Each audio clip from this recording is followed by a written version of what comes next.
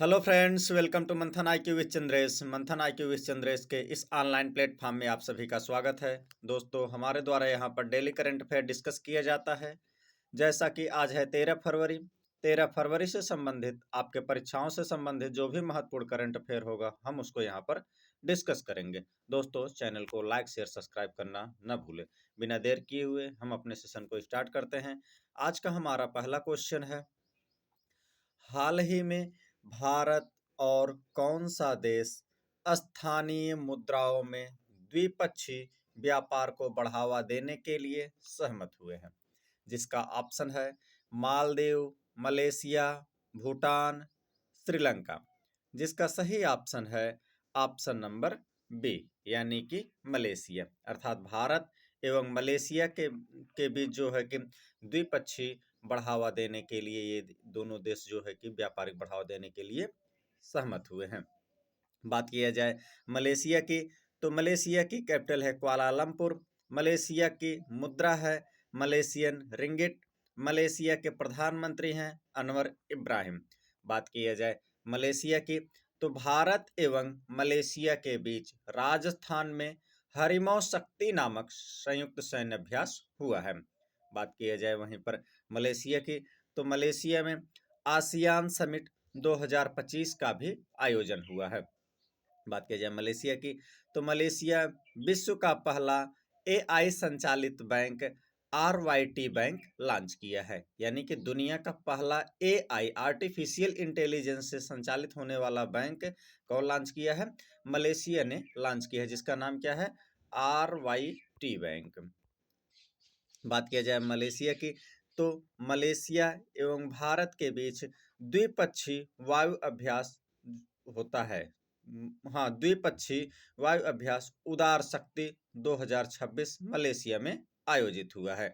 बात किया जाए मलेशिया की, तो मलेशिया के सम्राट के रूप में अभी हाल फिलहाल में सुल्तान इब्राहिम इस्कंदर का जो है कि राज्याभिषेक हुआ है। हम बढ़ते हैं अपने अगले क्वेश्चन की तरफ। हमारा आज का अगला क्वेश्चन है, हाल ही में अमेरिका ने किस देश के साथ बड़ी स्क्वाड्रन नामक संयुक्त अभ्यास शुरू किया है? जिसका ऑप्शन है दक्षिण कोरिया, जापान, कजाकिस्तान, पाकिस्तान। जिसका सही ऑप्शन है ऑप्शन नंबर ए, यानी कि दक्षिण कोरिया के साथ। बात किया जाए दक्षिण कोरिया की, तो दक्षिण कोरिया की कैपिटल है सियोल। दक्षिण कोरिया की मुद्रा है साउथ कोरियन वॉन। और दक्षिण कोरिया के प्रेसिडेंट हैं ली जे म्यूंग। कौन है? ली जे म्यूंग है। अच्छा, दक्षिण कोरिया की कैपिटल हमने बताया क्या है? सियोल है। तो सियोल शांति पुरस्कार प्रधानमंत्री नरेंद्र मोदी जी को मिला है।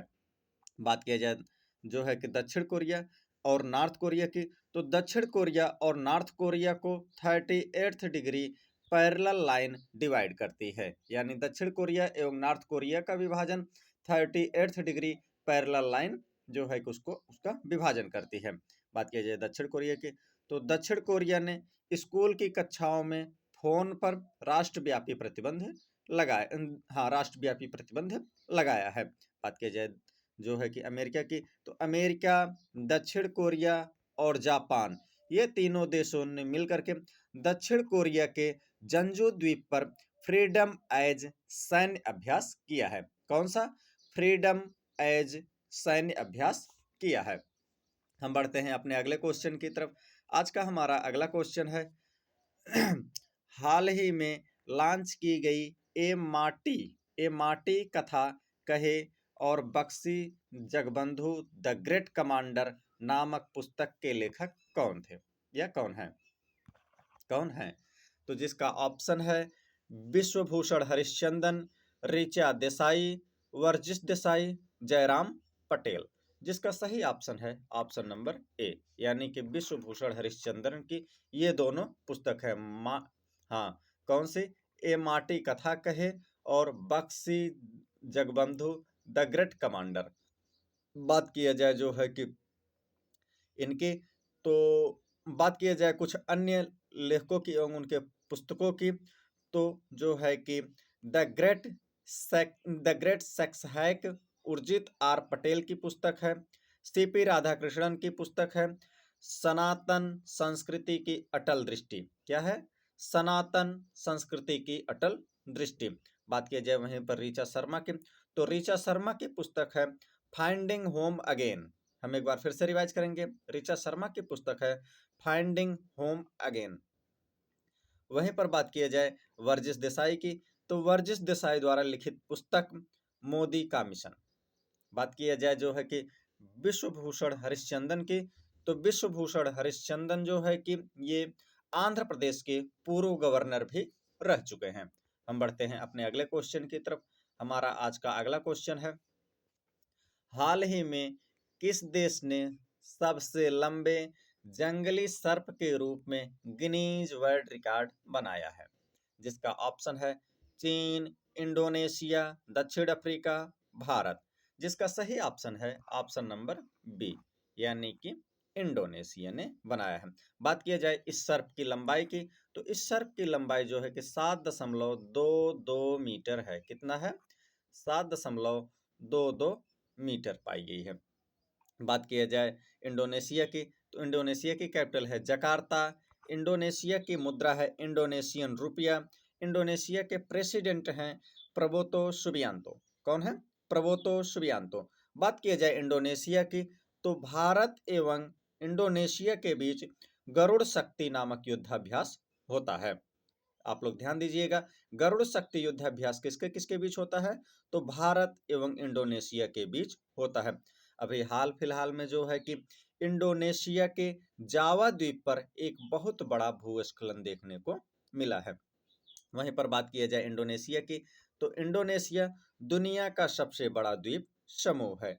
यहाँ पर जो है कि यहाँ पर दुनिया का सर्वाधिक मात्रा में नारियल का उत्पादन भी होता है। कहाँ पर? इंडोनेशिया में। अच्छा, आप आज के लिए आप लोगों का क्वेश्चन है कि भारत में नारियल की भूमि किसे कहा जाता है? आप लोग कमेंट बॉक्स में जरूर इसका आंसर दीजिएगा। वहीं पर बात किया जाए इंडोनेशिया की, तो 17 अगस्त को इंडोनेशिया अपना स्वतंत्रता दिवस मनाता है। बात किया जाए भारत और इंडोनेशिया की, तो भारत और इंडोनेशिया के बीच 5वां समुद्र शक्ति नामक जो है कि नौसैनिक अभ्यास हुआ है। कौन सा? 5वां समुद्र शक्ति नौसैनिक अभ्यास। हम बढ़ते हैं अपने अगले क्वेश्चन की तरफ। हमारा आज का अगला क्वेश्चन है, हाल ही में किस राज्य में लखपति बिटिया योजना प्रारंभ किया है? जिसका ऑप्शन है पंजाब, हरियाणा, दिल्ली, गुजरात। जिसका सही ऑप्शन है ऑप्शन नंबर सी, यानी कि दिल्ली में। यानी कि लखपति बिटिया योजना कहाँ शुरू की गई है? तो लखपति बिटिया योजना दिल्ली में शुरू किया गया है। बात किया जाए जो है कि दिल्ली की, तो दिल्ली के जो है कि मुख्यमंत्री हैं रेखा गुप्ता, तथा दिल्ली के लेफ्टिनेंट गवर्नर हैं पिनरई कुमार सक्सेना। कौन है? पिनरई कुमार सक्सेना है। बात किया जाए जो है कि इस योजना की, लखपति बिटिया योजना की, तो लखपति बिटिया योजना के लिए जो है कि बच्चियों की शिक्षा के लिए, बालिकाओं की शिक्षा के लिए यह योजना शुरू किया गया है। चरणबद्ध तरीके से जो है कि सरकार इसमें 56,000 रुपए प्रदान करेगी। कितना? 56,000 रुपए प्रदान करेगी। तथा ग्रेजुएशन यानी कि स्नातक की पढ़ाई पूरी करने के बाद जो है कि जब यह योजना परिपक्व होगी, तब लाभार्थी को सरकार के द्वारा जो है कि 1,00,000 रुपए प्रदान किया जाएगा। कितना दिया जाएगा? 1,00,000 रुपए प्रदान किया जाएगा। हम बढ़ते हैं अपने अगले क्वेश्चन की तरफ। आज का हमारा अगला क्वेश्चन है, हाल ही में ट्रांसपेरेंसी इंटरनेशनल द्वारा जारी जारी धारणा भ्रष्टाचार सूचकांक, हाँ क्या है, भ्रष्टाचार सूचकांक में 2025 में शीर्ष स्थान पर कौन सा देश रहा? जिसका ऑप्शन है डेनमार्क, सिंगापुर, फिनलैंड, अमेरिका। जिसका सही ऑप्शन है ऑप्शन नंबर ए, यानी कि डेनमार्क। बात किया जाए डेनमार्क की, तो डेनमार्क इस सूचकांक में प्रथम स्थान पर रहा है। वहीं पर फिनलैंड इस सूचकांक में द्वितीय स्थान पर रहा है। सिंगापुर इस सूचकांक में तृतीय स्थान पर रहा है। वहीं पर बात किया जाए भारत की, तो भारत 51वें स्थान पर रहा है। किस स्थान पर? 91वें स्थान पर रहा है। तो बात किया जाए जो है कि डेनमार्क की। तो डेनमार्क से आप लोगों को याद आना चाहिए कि अभी हाल फिलहाल में डेनमार्क ने क्या किया है, डेनमार्क ने अपने यहाँ पारंपरिक डाक सेवा को बंद किया है। यानी कि डेनमार्क के द्वारा जो है कि अपने यहाँ के पारंपरिक डाक सेवा को बंद कर दिया गया है।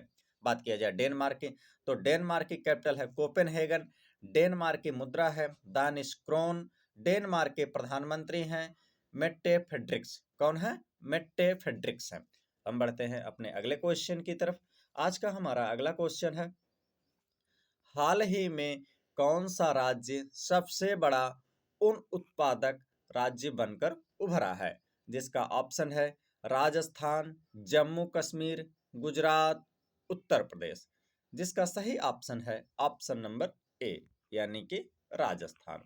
बात किया जाए जो है राजस्थान की, तो राजस्थान की कैपिटल है जयपुर, राजस्थान के मुख्यमंत्री हैं भजनलाल शर्मा, राजस्थान के राज्यपाल हैं या गवर्नर हैं हरिभाऊ किशन राव बागड़े। कौन है? हरिभाऊ किशन राव बागड़े हैं। बात किया जाए राजस्थान की, तो राजस्थान भारत का अकेले 47% उनका उत्पादन करता है। कितने प्रतिशत का? 47% उनका अकेले उत्पादन करता है। बात किया जाए जो है कि राजस्थान के कुछ अन्य तथ्यों की, तो राजस्थान ने कुंभलगढ़ वन्यजीव अभ्यारण्य को इकोसिस्टम जोन घोषित किया है। किसे? कुंभलगढ़ वन्यजीव अभ्यारण्य को ecosystem zone, eco sensitive zone घोषित किया है। बात किया जाए राजस्थान की, तो राजस्थान सरकार ने शिक्षा के लिए, राजस्थान सरकार ने स्वास्थ्य के लिए ई स्वास्थ्य संवाद लॉन्च किया है। बात किया जाए राजस्थान की, तो राजस्थान का सिलीसेढ़ नामक स्थल जो है कि 96वां रामसर स्थल बना है। तो रामसर स्थल से आप लोगों को याद आना चाहिए कि वर्तमान में भारत में कितने रामसर स्थल हो गए हैं? तो वर्तमान में भारत में 98 रामसर स्थल हो गए हैं। जो है कि उत्तर प्रदेश का पटना पक्षी अभ्यारण्य जो है कि रामसर स्थल में शामिल हुआ है, और गुजरात का छरीढाढ़ नामक स्थल भी रामसर स्थल में शामिल हुआ है। तो यानी कि ये क्या हो गया? 97, ये 98 हो गया आपका। वर्तमान में रामसर स्थलों की संख्या कितनी हो गई? 98 हो गई है। बात किया जाए राजस्थान की अन्य तथ्यों की, तो राजस्थान ने क्षेत्रीय एआई की मेजबानी की है।